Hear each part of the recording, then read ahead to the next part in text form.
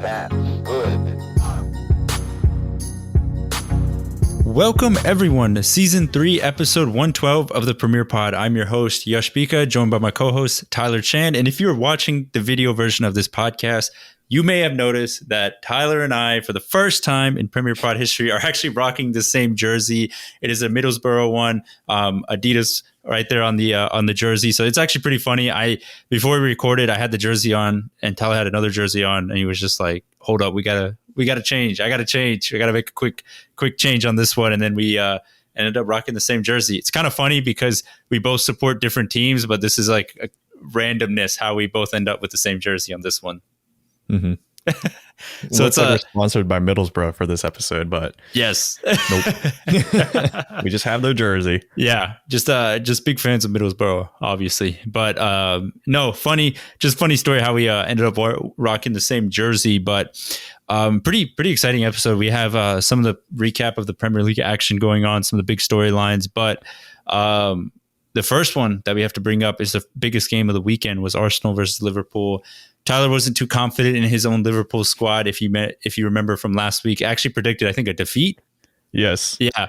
I said Liverpool would win in a high scoring affair, but this one, even though it was high scoring, it wasn't high scoring by both teams. Liverpool ended up beating Arsenal 3-0.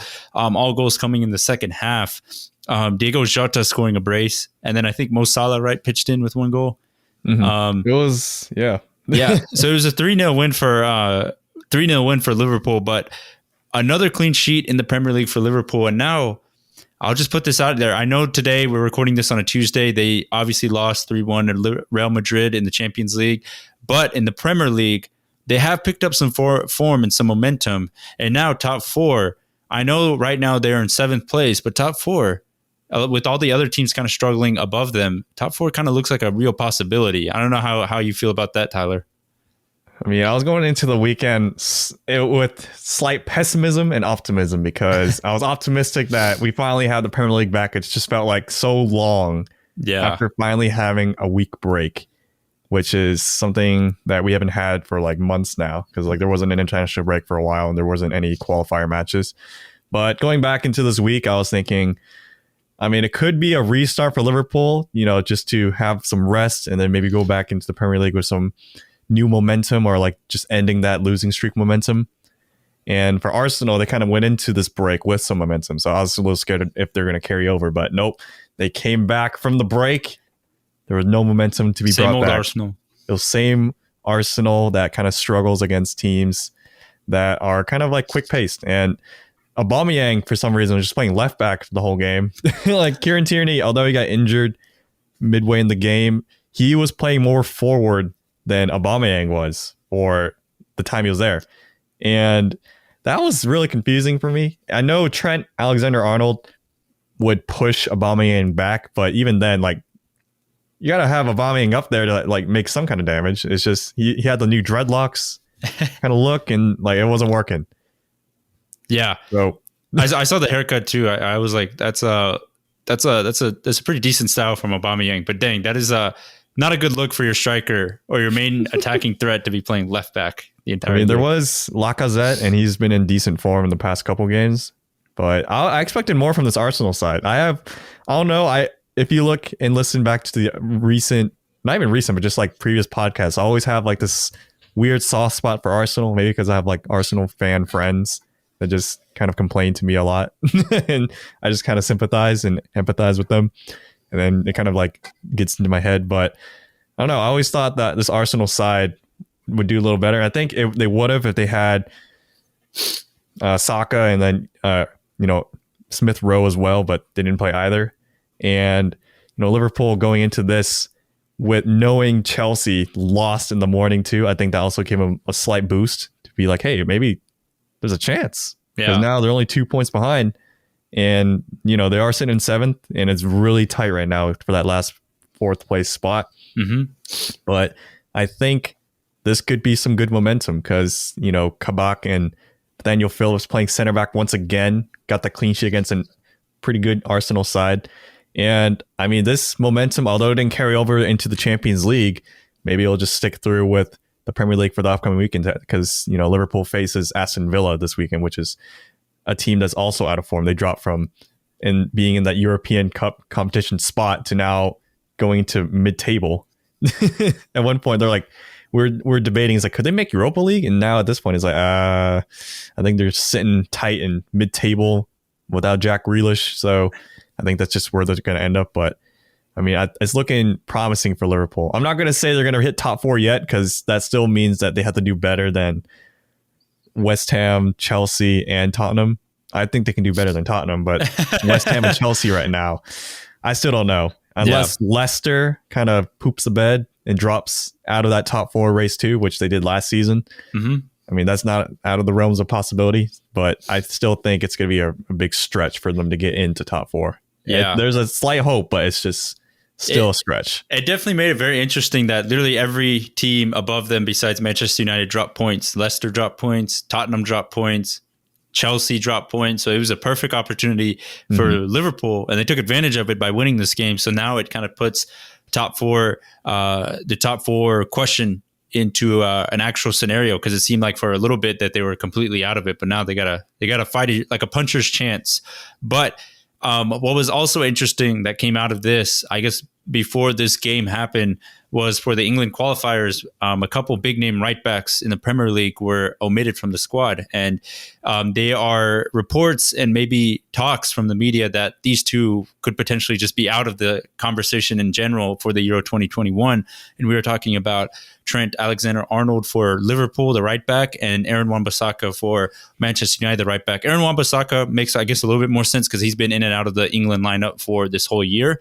Hasn't been a very consistent mainstay, but to leave Trent Alexander-Arnold out, if you were to talk to someone last season, would be absolutely insane. Like, you would be insane to leave him out. But as we've saw with all Liverpool players this season, besides Diego Jota, everyone's just kind of been in and out of form, and it may cost a chance for Euros for Trent Alexander-Arnold. And I can see that why Gareth Southgate would want to do that, because if we're being totally honest, this season we've kind of seen that Alexander-Arnold, he's been caught out a couple of times defensively in some major games where his main asset as a right back is him going forward. Like, when he gets to push forward and the team is, going forward and he has that cover behind him, he's a very, very good right back because he can deliver probably one of the best crosses. He's like definitely one of the best crossers of the ball like we've seen in recent times. But when he has to do 1v1 defending, that's sometimes where he can kind of struggle. And it's funny because Aaron Wan-Bissaka, if you were to ask him, his biggest strength is 1v1 defending, but his biggest weakness is going forward and attacking. So it's almost like we have two polar opposite right backs that if they were to combine, you would have the ultimate right back. And we're seeing Gareth Southgate kind of go in the middle where he's taking players like Reece James, Kyle Walker, and Kieran Trippier to be his right backs because they offer a little bit more balance than those two. But Tyler, it must be sad to see TAA to get kind of omitted or possibly get omitted from the Euro squad like this. I don't understand how Reece James, I would pick Reece James, or I'd put him below Aaron Wan-Bissaka and Trent. Like, he's a versatile player. Like, on paper, like, you can move him potentially like center back or like CDM, but I mean, in theory, you could do that for Trent too. Like, a lot of people recently have been kind of criticizing Trent's right back defending abilities because there have been a lot of sloppy goals coming through his side from crosses, from just him getting beat one-on-one. And I mean, even today against Real Madrid, like, Vinicius Jr. just made him look like a fool to the point where like Trent just got so frustrated and just snapped and got a yellow card at one point. But I mean, this is something that you can just develop over time, like that defensive mindset, the defensive ability. I think that's something you can develop. While his playmaking and creative abilities are like on par at times with Kevin De Bruyne.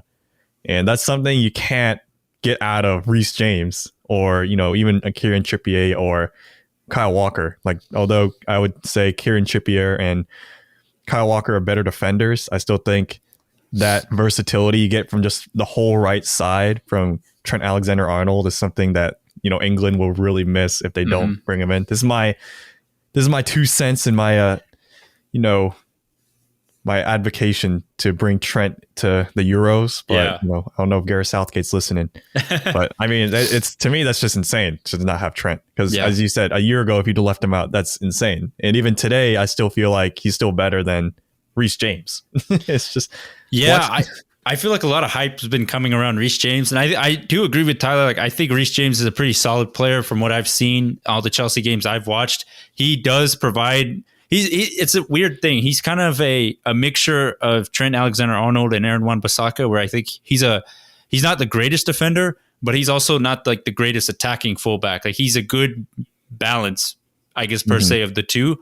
But I do agree with you that, taking Reece James, I feel like you're kind of taking not the best of both worlds. You're kind of getting like the worst of both. Yeah, so almost like that. And we've seen Gareth Southgate during the World Cup that he played a back three most of the time. And like you said, if they're playing a back three, he usually liked to play Kyle Walker as one of the center backs, and then have Trippier or Trent Alexander-Arnold could possibly be one of the wing backs. But if he's going for a back four, there's been reports that he's trying to maybe go for a back four instead of a back three. Then I could see maybe why he wants a little bit more stability. But I still think you would have to take Trent Alexander-Arnold. I think it'd be a little bit.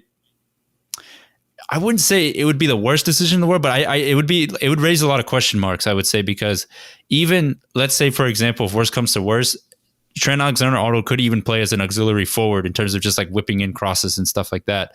Because we've seen that he has a very talented cross. He's a very talented player going forward. So I still think it would be kind of crazy not to include him. I would personally include him if I was Gareth Southgate, because even though he does have his defensive mishaps, I still think the quality you get from him going forward is kind of unmatched from the rest of the England squad in terms of that right back position. It's kind of, you can't really replicate it, if I were to say it. Mm-hmm. And not only that, Trent has recently won trophies. Yeah. He has that winning mentality. He's been on a championship team. Mm-hmm. And that's not something you're going to get out of Reece James. So, I mean, like, that kind of winner's mentality is something you don't really get. And Trent has also showed up for big games. Like, sure, he's kind of let the team down at times and like the kind of smaller oppositions, but like when the going asks for him, he pops up. It's kind of like Paul Pogba for Man U. Is like when you kind of need him, like he'll show up. Yeah. And sometimes in like the smaller games, he'll be like, I'm off. But, you know what I mean? But yeah, I mean, it just boggles my mind, because if England don't do well in the Euros without Trent, a lot of people are going to be pointing at this. It's like, hey, you could have had him. And I mean, we still don't know if he's going to be completely left out. Maybe just one of those times where he's just testing the waters to see who else could be, part of the squad. And maybe he just marks Trent as like a for sure. But I don't know. I feel like this is more the other side, where it's just like he's kind of considering not bringing him. Yeah. So, no, I agree with you. I think it would be I think it would be really crazy. And for Trent, I mean, I guess talking about Aaron Wan-Bissaka, there has been talks about him potentially switching nationalities to I think it was the Democratic Republic of Congo, to representing that nation in the international stage, because I guess throughout this whole season and even last season, Gareth Southgate hasn't picked him that much because of his lack of ability going forward. And if I was Aaron Wan-Bissaka, he's a young international who needs to playing in these international games provides you a lot of experience. And if he's not getting that in England, I definitely think he should definitely consider moving nations, because just with the plethora of right back talents that England has, if Gareth Southgate is still favoring players like Reece James over him, I feel like it's going to be really hard for Wan-Bissaka to break into the England national call-up. But I think that brings up a bigger question real quickly. We've seen some England internationals switch over to different nations because of the lack of availability of being picked as to be able to represent England. So we saw Mikel Antonio switch over to Jamaica. I think Nathan Redmond switch over to the Jamaican national team. Saw Zaha switch to Ivory Coast. Yes, I think Ryan Sessegnon too is representing.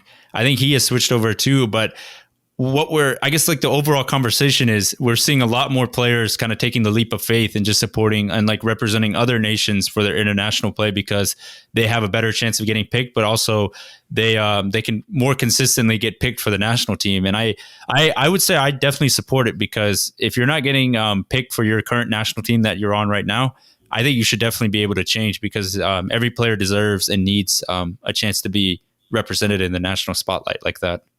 Mm-hmm. It kind of would depend though, because I know you said Erwan Bissaka is going to go to Dominican Republic of the Congo. He'd instantly be like the best player there, and I mean that'd be really cool. And it's pretty. I mean, everyone's a little different, kind of representing which country that you would, go for. I guess in like my certain case, it'd be like USA, or then if I didn't get USA, it'd be like Hong Kong. But literally, Hong Kong is like, what is it in the ranked in the FIFA like I have no nations? idea. Probably like near the 200s. Mm-hmm. It's such a small one, so like I don't know. It kind of depends. For me, I'd rather just kind of sit out because I mean, yeah, you'd have to literally fly to Asia and then kind of go over there. It's so I don't know. Everyone has like their own opinions for it, but I mean, for Zaha, I mean, I haven't really heard any news around him since his switch to Ivory Coast. Yeah. And I feel like maybe no news is good news. Yeah. So, and I know I know Scott McTominay, a couple years back, he had an option of either representing Scotland or England, and he ended up choosing Scotland. And I know a lot of people were like, oh, why didn't you pick England for the competition and stuff? But I guess he just saw that he would have more of a chance to represent national. Like, obviously there's other factors that go. It's not just about playing the game. It's about which country you actually want to represent. So there's other factors that go to it, but I think I've definitely seen a lot more players, kind of switch nations and such. Like we're seeing with the U.S., like Yunus Musa and stuff, and Serginho Dest, like picking like U.S. over the Netherlands and such. So it's something that's starting to become more of a common thing, I feel like. And players are starting to have a little bit more power. But I guess like the biggest thing is just I am definitely in for the player movement. You got to go where you want to play. You got to go where you're going to get the most opportunities or the best ones. So I'm all in favor for that. But I just realized something. Yeah, U.S. will make it into the 2026 World Cup. Oh, they because will? We're hosting. Oh wait, is that like an automatic bid? Yeah, hosts always get in. Oh, nice. I didn't know that. So like we can't like you can't soil it. They can't bottle the qualification. Oh, that's genius. Yeah. Maybe that's why they're coming to the US. Big brain. Yeah, big brain. They're for sure gonna make it in. But I guess general question, that was just the overall answer there. But it was a not dominant display from Liverpool, but Liverpool ended up getting the big win against Arsenal 3-0. I wanted to switch it over to the Manchester United-Brighton game where United came back to beat Brighton 2-1. This game, like many others this season, was definitely showcase why United really need to prioritize getting a CDM and a right winger this transfer window if possible, because they so badly need a defensive midfielder that can control the pace of play, but also break up the attack and be like confident and what's the word I'm looking for? Confident and talented enough to be able to pick out the passes and be like that maestro. And like the calm presence in the middle. Like we see all the top teams in Europe have one, like Fabinho for Liverpool, Casemiro for Real Madrid, Busquets for a long time for Barcelona. Kind of like a commanding presence. Like someone, and like for Man City, it was Fernandinho for a while, and now they're trying to get Rodri to be that player, that type of player and such. But United desperately need that because they had that with Matic in his first season when he came to the club. But ever since then, Matic has gotten older. His legs have kind of gone underneath him. And like now it's almost like his passing ability and his technical ability has kind of gone astray as well. And Fred and McTominay, I've said before, they're both unique midfielders where they both kind of, I guess, complement each other, but they both can't do the job on their own. It's a really weird dynamic where they both can't handle the responsibility on their own. So for me, it is a huge priority because I feel like once they get like that midfielder, it will allow like the center backs to calm down a little bit because now they have a trusted player right in front of them. It'll allow the midfielders to have more freedom to attack because now you have a trusted, solid defensive midfielder that isn't going to do like something crazy and like make some really stupid pass. So CDM for sure is like a high priority signing. And the right wing, like I said before, United have struggled on the right side of the wide area for a long time, and they just need someone consistent to be there. So for me, this game definitely showed how badly they need those two positions in going into this transfer window. Yeah, the right wing argument has been something ongoing. And I think it's, I mean, y'all just got Amad Diallo, and I mean, Dan James is just always going to be there for now, just the pace, but we'll see how that goes over time. But I still think for CDM at least, McFred, like that combo right there, I still think that's something that can be developed. I feel like really, I just don't. I don't see it, man. I don't know if that's like coming as a Liverpool fan. You're just like, okay, like they're just bad. Yeah, just keep it. Yeah, there's always gonna be a weakness. They'll never know. Exactly. You know what's funny? There was an interview Troy Deeney had. He was talking about how they play against Manchester United, and he said they always targeted Fred because apparently he said that whenever Fred picks up the ball, he always has to take a one touch. He always has to take an extra touch and then look around and pass. And he said he basically said that's a weakness because he can't play like a one touch ball. Like he can't just do like a one touch pass. He always has to take the extra touch. And whenever Fred got the ball, that's when they started to press Watford. So if you're already getting called out on like national radio, that's like a huge weakness. If you're like that weakness is so blatant that it's like this guy literally is the start of like the other team's press. Maybe it's just because I'm more kind of lax watching Man U whenever I watch, not as critical. But at least for me, I like McSauce because of just his physique. Like it's just very rare to find like a 6'4" just tank, just like McSauce, and he's able to rip the shot every once in a while. And also, I feel like he does have that commanding presence, like in that center defensive mid position. But Fred is kind of like the smaller dude.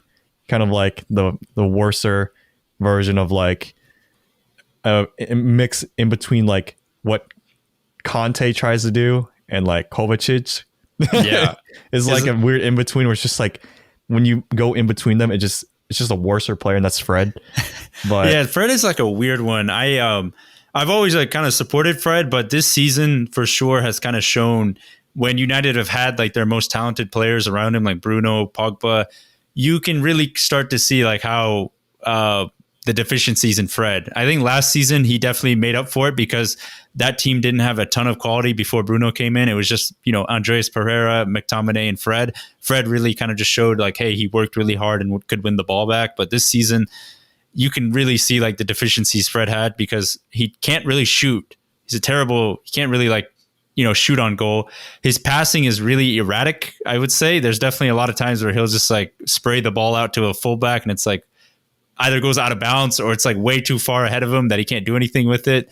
And he also has the problem where he's so left foot dominant. Like he cannot pass with his right foot at all. It's always got to be like, everything's got to be on his left foot. And he also has a problem of where I feel like he can see like the passes that he wants to make, but when he tries to make them, they don't come off well. And for McTominay, I feel like it's like the opposite, where I feel like sometimes he doesn't really see the pass, but he can kind of perform the pass if he could see it, because he's definitely a pretty good long passer. But I feel like McTominay doesn't really have the vision to see that, because there's a lot of times where McTominay can kind of panic and either play it really safe and not really see like the more adventurous ball. So I've said this before. They're a weird combination because in a weird way they complement each other, but in a weird way they really mask a lot of the deficiencies. And that's why in the big games, Solskjaer has to play both of them, because if you play one of them, like we're going to be caught out, like for sure. So it's like weird. A yin and yang. Yeah, like they need each other. Yeah, it's literally they need each other. That's why they're called McFred. McFred. And it's funny how you say like Fred, he pictures what he wants to pass and he just can't do it. It's just like everyone in rec is like, oh yeah, I can whip that upper 90 from out here 40 yards out. Missed it. All right, I missed it by about 30 yards, but it's just a dreamer. But I don't know. Like Fred wasn't he like a 35 million pound buy? Yeah, he was pretty expensive. I think he was like up to like 45, 40. Yeah. So and like it was weird because Pep Guardiola wanted to sign him as well, and I'm just like, yeah. He yoinked it from Man City. So yeah, I'm like, there's gotta be something. Or maybe it was the best smoke screen ever. Yeah, maybe it's just like him. He balled out at Shakhtar, and then it's like, okay, like all right, now it's time to scoop him up and get him. But yeah, it's weird because when Mourinho bought him, he didn't really play him that much, and then Solskjaer, it took him a while to like earn Solskjaer's trust, and now he plays, but.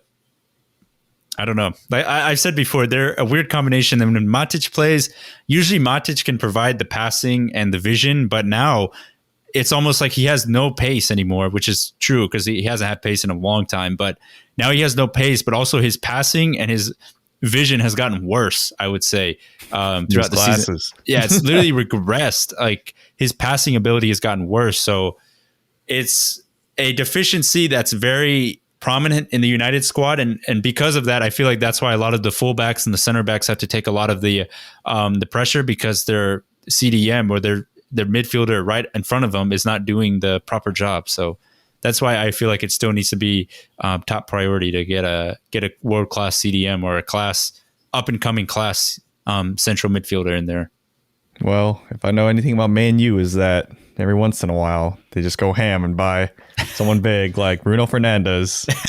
But I do have a question for you, Yush. That you don't have the rundown, but it's something I remember texting you during the beginning of the match. It was Dean Henderson. He got the start. Oh yeah, over De Gea. Over the 10-year man De Gea. And I'm like, is this the changing of the guard? Or is this, there's a lot of talks. It's like, all right, if Dean Henderson does well the rest of the season, then it makes it a lot easier to say, you can move off De Gea. I mean, even in this game, he kind of slapped one in. Yeah, it was his best, but it was a weird one because it was like it was a good reaction save. And then it just luckily went right back up to Welbeck, who headed it in. But I will say this, since De Gea left for the birth of his baby, Dean Henderson has started. And when De Gea came back, Dean Henderson started this game.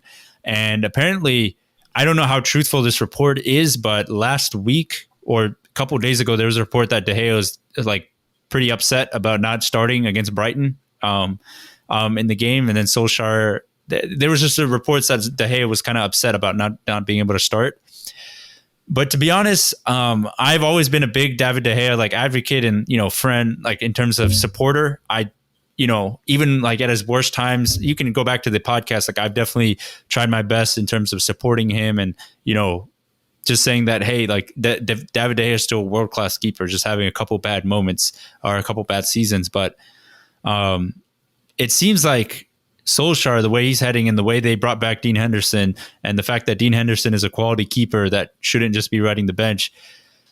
I don't know. I feel like Dean Henderson might get the bulk of the starts going forward for the rest of this season. And I potentially just wouldn't be surprised if United tried to sell David De Gea this summer, because even though David De Gea has had a really strong and historical run at United, I just think Henderson is probably the guy going forward. He's a younger keeper. He is up and coming, and he can kind of be that other great United keeper for years on years. And David De Gea, I feel like, had that for a while, but then these past two seasons have just not done him a world of favor, because he's definitely shown that he has a mistake in him every now and again, which is so weird to say about David De Gea. Mm-hmm. I definitely remember these random mistakes, just patted into his own net. Or I remember in the World Cup, the P roller, I feel like the P roller. So every once in a while he has those, and then he's kind of seeing it now, Ali's son, those kind of things where, back in the days, that's a rarity. It's kind of when you see Neuer make a mistake, it's oh, that doesn't happen. Yeah, that's kind of with De Gea too. De Gea is also one of the more unorthodox keepers, though. Oh yeah, he'd always be making saves with his feet, kind of wreck keepers that just don't want to use their hands. So he's definitely it worked. Yeah, he I know for a lot of the saves he did make, I know a lot of goalkeepers are he uses his non-dominant hand to make the save, which is so weird. Like you said, it's just very unorthodox way to make saves and such. He's also more lean than most other keepers too. Mm-hmm. This looks like my body type. I'm dang. Yeah, I don't know. He just had a baby, so maybe he can just take this opportunity. He's all right, I'm just gonna go home then. Just look after my kid. Yeah, I've always been the biggest David De Gea fan. I hope he stays, but like I said before, it's just hard to keep two quality goalkeepers at a club and happy, because Dean Henderson wants to start, David De Gea wants to start. How do you pick? It's a hard conundrum. I remember there's this quote, I forgot who I heard it from, but it's in football, American football, is you can't have two good quarterbacks, because then one will just suck the life out of the room from the other. So it's in this kind of scenario, it's you see, we talked about it too with Chelsea. It's you can't have two keepers that are trying to start Kepa and Mendy, because then it just gets messy. But I mean, in this case with Dean Henderson and De Gea, I don't think it's been as messy, but it's definitely taken a hit on De Gea's stock, because now it's it doesn't really feel like he's worth as much now. Mm-hmm. It's kind of when Keylor Navas was at Real Madrid with Courtois. And it's just like, whoa, well, Keylor Navas isn't really as valuable anymore. Or was it? No, with Casillas, not Courtois. But yeah, it's like, whatever. Yeah, and I think Courtois I think they played a season together, right? Navas and Courtois, one season together. I feel like that should be right. Yeah, but I think it is. And then he got sold to PSG. But I agree with you. I think I want to see David De Gea stay, but he's on big wages, and I think United are probably like, if we could sell him, we can get rid of those wages. But I don't know. We'll see. I think for now, it's definitely, if I were to make the case, I think it is Dean Hendo time for United goalkeeper for the rest of the season. But I don't know. We'll see. Solskjaer has been known to kind of pull a rabbit out of the hat and just do something really random. So, Aaron, you never know. You never know what might happen there. But yeah, that was the Manchester United Brighton game. And then moving on to the Chelsea West Brom game. This game was wild because West Brom beat Chelsea 5-2. Insane game. Thiago Silva got sent off. Christian Pulisic scored. Then went out with the undisclosed injury. And then for West Brom, there was I think, is his name Callum Robinson? Not Callum Robinson. It's who? It is Robinson, but I forgot his first name. What is his first name? I can't forget his first. Anyways, he had a lovely. he had a couple lovely finishes against Mendy, Chelsea's keeper, and it was one of those off days for Chelsea, which is weird because under Thomas Tuchel, they've been very, very strong defensively. So the fact that they leaked in 5 goals against a relegation downtrodden team was really interesting, really weird one. I mean, I feel like this is a one-off because West Brom didn't really get into the game until Thiago Silva got sent off. And I feel like Thiago Silva should have been sent off for the first yellow card that he received, but he just got a yellow card for that first incident. And then the second one, he tried to block a shot. And then he, in process of blocking the shot with his feet, he dove into the person taking the shot and got the second yellow and got sent off. So I think, Tuchel has always been playing this 3 in the back kind of formation. And without having that extra center back in there, it's been a little harder. So having to switch formation and tactics mid-game just kind of put Chelsea in the runs. And that's why I feel like West Brom were able to get into this. I don't really think West Brom is like a new leaf. It's like, oh, now they're going to start their relegation runs. It's definitely a one-off. This is definitely a one-off. They had a lot of confidence after the third goal. Like they're just doing some fancy. They had like straight up FIFA momentum where it's just like, oh, I came back. It's like, let me just do some really random stuff and see if it works. Yeah, this is someone who's like in Division 8 who finally gets their one win out of like 10 games. Like this is it. I don't think Chelsea are like now going to go on like a run where they're just going to lose form. I think this is really just a one-off. I think they'll still stay in the hunt and like a strong candidate for the top 4 because this is as many goals they've conceded under Tuchel. I feel like in one game as they had the whole span. And this is also their first loss. Yeah. So it's crazy. And also on top of that, like Pulisic, he subbed himself off. So going into the second half, they were running out and Timo Werner was going to get subbed off for Mason Mount. And then once Pulisic got onto the field, he felt something, an undisclosed injury, and just, turned around, looked at Tuchel, was like, And then they brought Werner back out. Werner did get an assist, though, I will say, but the assist he had, I felt like should have been a goal for him because he was right in front of goal, could have tapped it in, but then he had the lack of confidence after, missing big in the Germany international game last week. It's North Macedonia. In North Macedonia, and decided just to pass it to the Chelsea player who is escaping, who scored the second goal. But yeah. Do you think he's flop of the season signing of the season? No, I still think he's doing he's not living up to the hype and the price Chelsea paid for him, but he's still their top assister on the team, which is a little insane to say. And he does still bring a different dynamic to the team. I think he's still playing, he's pace and he is pace. And also he's playing he's not like he's benched or anything like Kai Havertz. Yeah, what's up with all the Donny van de Beek, Kai Havertz? What's up with central attacking midfielders just getting benched? Man, you got to tell me about Donny van de Beek. I was mad that you got him, and you freaking benched him, and then meanwhile Kai Havertz, I think is just a collateral of just too much in his position luxury playing for Chelsea. He's literally a luxury pick, and he's getting a luxury seat on the bench because of it. So I don't know. I think that transfer of Kai Havertz so far is the flop of the season in terms of overspending.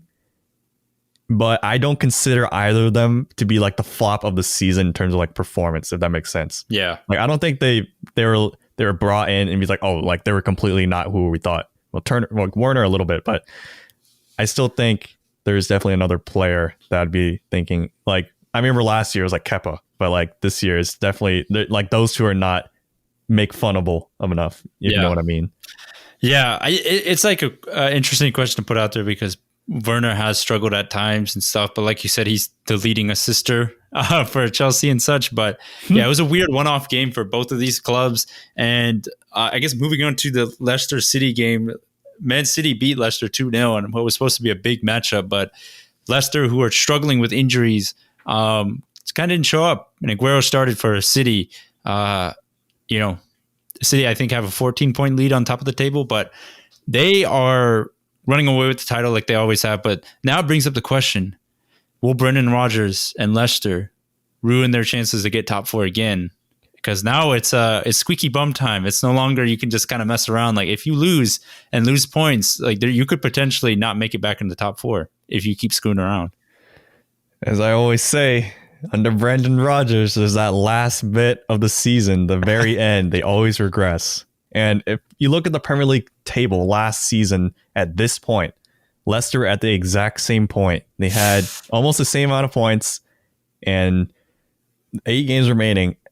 They did not make top four. They dropped into the Europa League spots. And right now, there are a lot of injuries still on this team. Like James Maddison didn't even start against Man City. So like these are key players that are just not starting. And then like Wilfred Ndidi, one of their key center defensive mids, had a terrible game. It was just a lot of just messiness just throughout this game. It just didn't. I mean, it is Man City. I will say that. Like Man City this season has been like a huge other tier from everyone else so far. But I mean, Leicester, they just didn't really look like they're really going to trouble that Man City defense.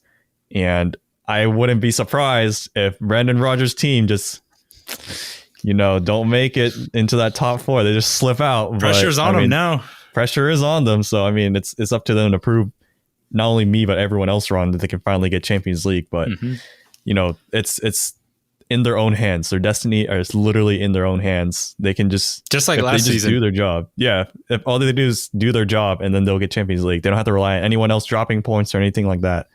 It's just all on them. But historically, as we've seen, that's been enough to kick them out of that. Yeah.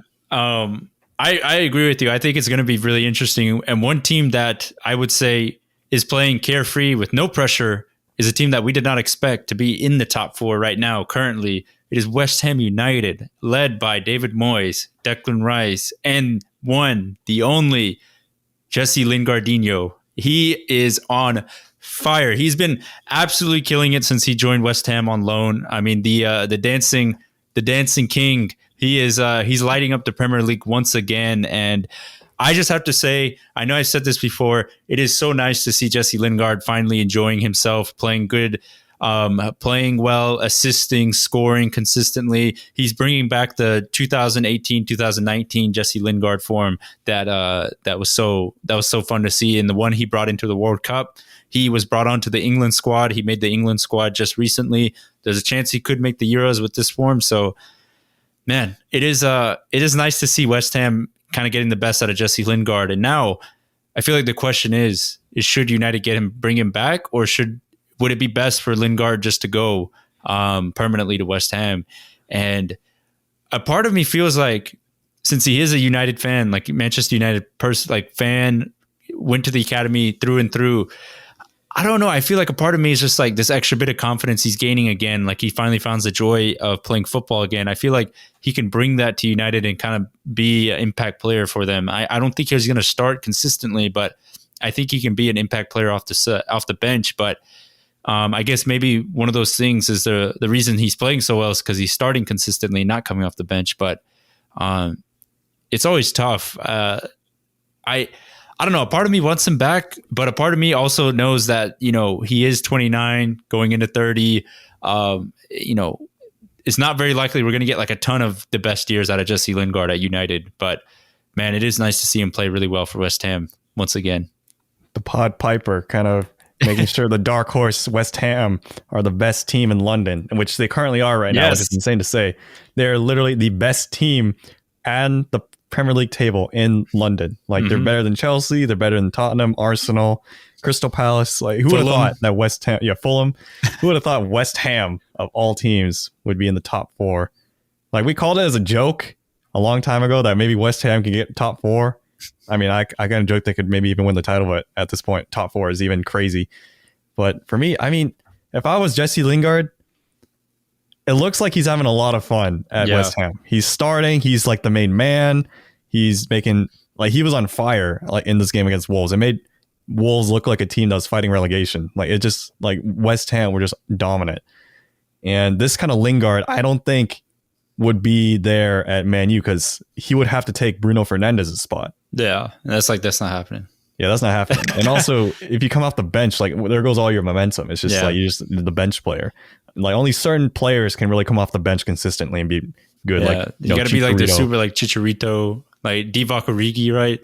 Yeah, and I think as we also discussed once, is like the average person. Yeah, it's like, oh yeah, I'd ride the bench, sure, but I mean these are professional players that want to get as much game time as they can, and like this opportunity at West Ham gave Jesse Lingard a way back into the England squad even. So for me, I feel like Jesse Lingard, if he has the opportunity and if he can negotiate to Man U saying, hey, I've been at Man U my whole life, and it's, once you start working in real life too, it's kind of crazy to think about. It's like, man, this guy's been at one place working for like this many years.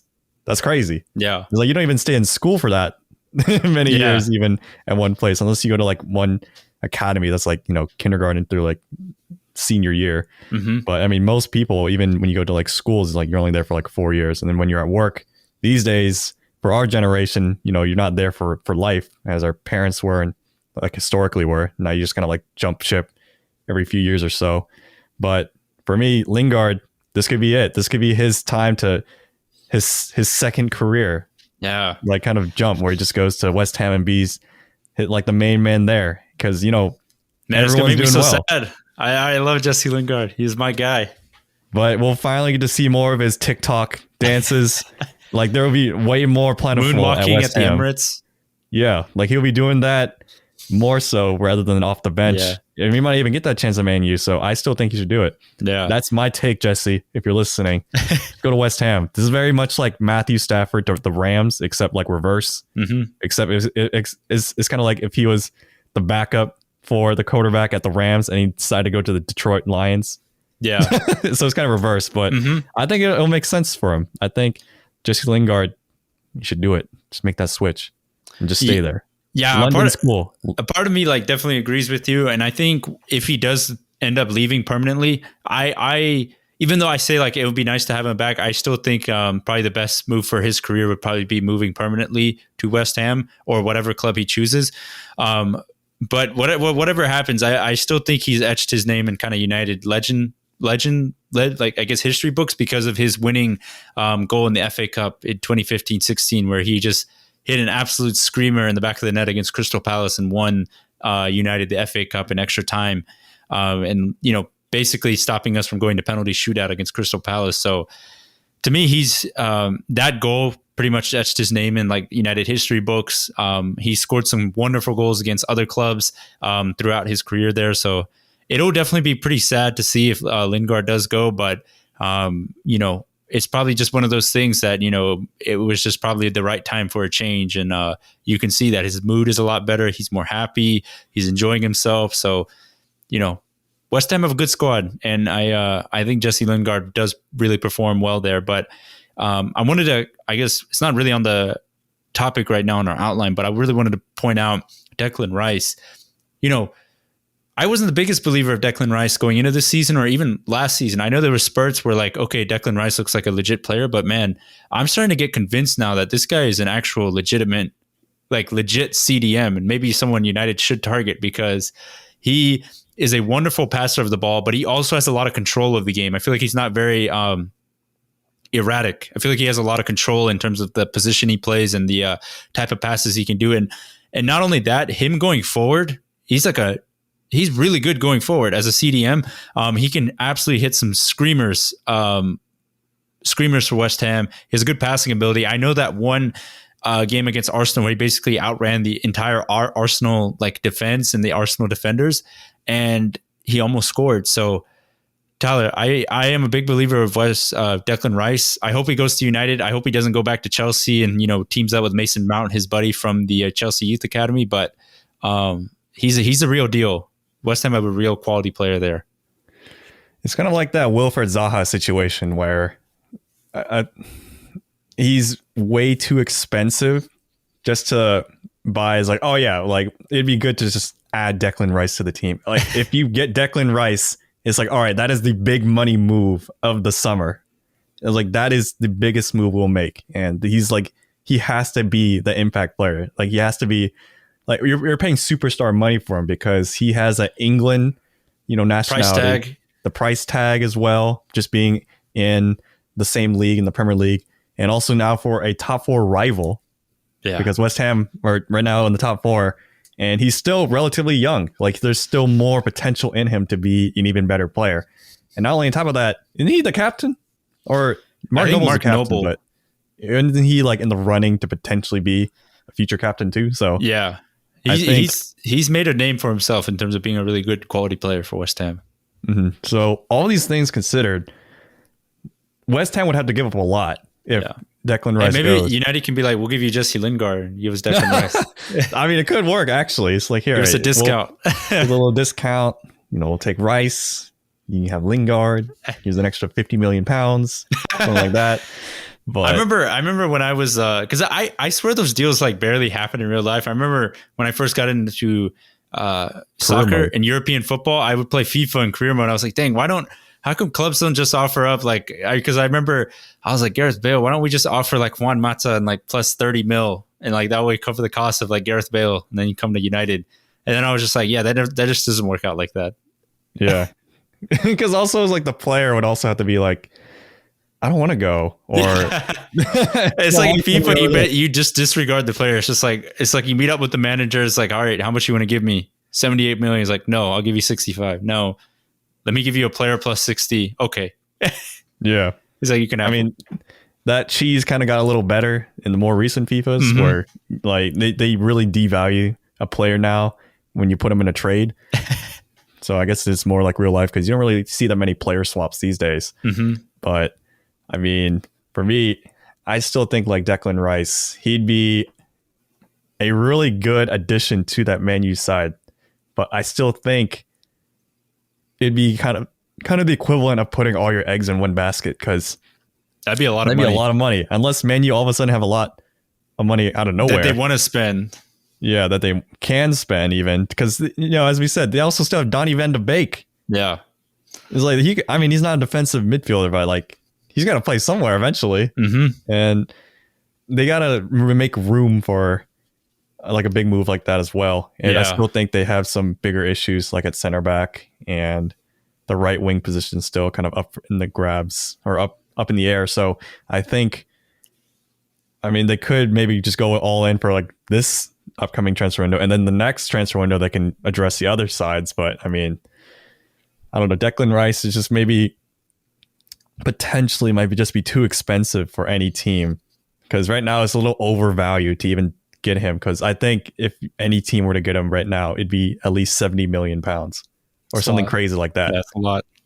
It's a lot of money. It's a lot of money, but we'll see what happens. West Ham are enjoying life right now under David Moyes, Jesse Lingard balling out right now, Declan Rice balling out, the whole West Ham side balling out, and they're in the top 4. But we want to quickly move into our preview section. A couple big games, actually 3 big games this weekend. I guess to start off, we have Liverpool, Aston Villa, which is, if you don't remember the reverse fixture, Aston Villa slapped Liverpool. What was it, 7-2? Yeah. Yeah, the same weekend that United got slapped 6-1 by Tottenham. Same day. Weekend. It was the same day, actually. That was not a good day. Yeah, for both of us. Mm-hmm. I think I cried. But Not this weekend. This weekend is going to be different. But this one will be interesting. I think even though Liverpool did lose that Champions League game, I think the momentum they have built up in the Premier League, I think they're going to be a little bit angry. So I'm going to go with a 2-1 win to avenge that 7-2 defeat from the reverse fixture. 2-1 Liverpool win. For me, Aston Villa, they haven't really scored that many goals since Jack Grealish has been, sidelined for injury. So I think this Aston Villa side is going to be a lot different. They didn't really get into this game last weekend against Fulham until they started making some subs and Trezeguet got on, and it kind of reversed, the luck of the game, because at one point Fulham were winning, and Fulham scored from a very lucky kind of mistake from that Aston Villa defense, and Fulham kind of like folded on themselves because they're like, oh, we have a lead. It's like usually we don't have these, and then they kind of folded, and Aston Villa kind of took over from momentum. But with this Liverpool side, they ain't Fulham. I think Liverpool can get a 2-0 win from this kind of more nerfed Aston Villa side, who's just been kind of declining since they made this huge early run in the Premier League. So I'm going to say 2-0. I have faith in Liverpool right now. Okay. At least against Aston Villa. Yeah, he's got that mojo back, that Liverpool fandom right there. Showing out. But now we got West Ham, Leicester, top 4 matchup. A team in, I guess, urgency, which is West Ham United team, and Leicester that is dealing with injuries and could potentially be on the choke job of Brendan Rodgers, the train. But this one will be really interesting. I definitely think it will be a really good game, but I'm gonna have to roll with West Ham picking up I would say 1-0 win over Leicester. I think they can do it. They're playing well. They have their players fit. Leicester City struggling to have players fit, and there's also the conundrum of Brendan Rodgers could be under pressure right now. This is one of the most interesting games of the season, in my opinion, because it's third versus fourth, and who would have thought these two would be third and fourth? And West Ham looked really good against Wolves, but I mean, they conceded 2 goals ultimately, just out of the blue random. Leicester, bombed against Man City after the break. So it's kind of hard to say. I still think West Ham will win as well. I'm just going to full force, go with my prediction that Brendan Rodgers' side will always just decline at the very end of the season, just because it's been historically correct, and I've witnessed it myself with Liverpool, and I cried. But I think West Ham, being this dark horse as well, just having this weird momentum, this David Moyes mojo going on at West Ham of Jesse Lingard, everything just going right. I think West Ham's got it, and I think it'll be a closer one than we expect. I think it'll be a 2-1 to West Ham. I got 1-0. He's got 2-1. And finally, we got the big matchup of the weekend: Tottenham versus Manchester United. Jose Mourinho against his former club. Obviously, I just mentioned that the last time these two met in the Premier League, Tottenham smacked them 6-1, but things are a lot more different. I feel like now United are the team with a lot more momentum. Tottenham are the team on downfall with just a ton of problems. And because of that, I think Ole is definitely going to play into the fact that, hey, we got embarrassed last time we played this team. And I know Mourinho is the ultimate mastermind when it comes to, setting out a tactic and, sticking with it for a specific game. But I feel like right now this team is on free fall, and I'm going to go 3-1 Manchester United beating Tottenham. I think it's going to be a dominant Manchester United display, and I think they're going to want to have a little bit of payback against a team that humiliated them earlier in the season. 3-1 to Man U. Yeah. I know we haven't talked about Tottenham in this episode, and we're kind of saving it for next week, because I know Tottenham, they pooped the bed against Newcastle last week with a 2-2 draw against a Newcastle side that's trying to get relegated at this point. Very bad Newcastle side. Yeah, terrible Newcastle side. And, I get the weekly text from Sung Min, our weekly listener, who is the biggest Tottenham fan ever, apparently, but also the biggest complainer, because it's just, I literally just got a text saying Spurs, and I instantly knew what happened. So, I mean, this result, I remember last year, or the reverse fixture, Aston Villa, Liverpool, it was a rough day for them. And then Man U, Tottenham, was a rough day for Yush. So it's kind of ironic that it was happening this weekend But yeah, they're hopefully playing the luck same. will They're playing the same fixture again. That's funny. I think it'll be a lot different this time for both teams that kind of suffered these big losses. Tottenham are definitely on the decline.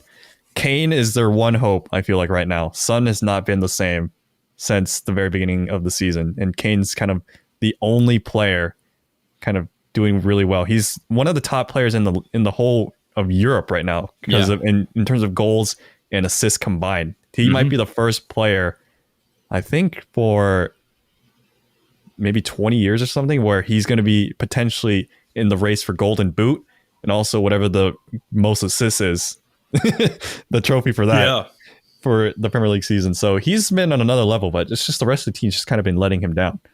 And I don't know if that's a Mourinho issue or it's definitely part of a Mourinho issue. I mean, Mourinho's definitely putting on the players as he usually does, but that'll be next week's episode because we're definitely going to talk about it after Tottenham lose to Man U. And I'm going to say Man U win this game. I want to say 2-1, but I wouldn't be surprised if it was 3-1 too, because they conceded 2 to Newcastle of all players, of all teams. They conceded 3 goals against a team that's manager went to prison a couple of days before the match in the Europa League. So that's true. So I wouldn't.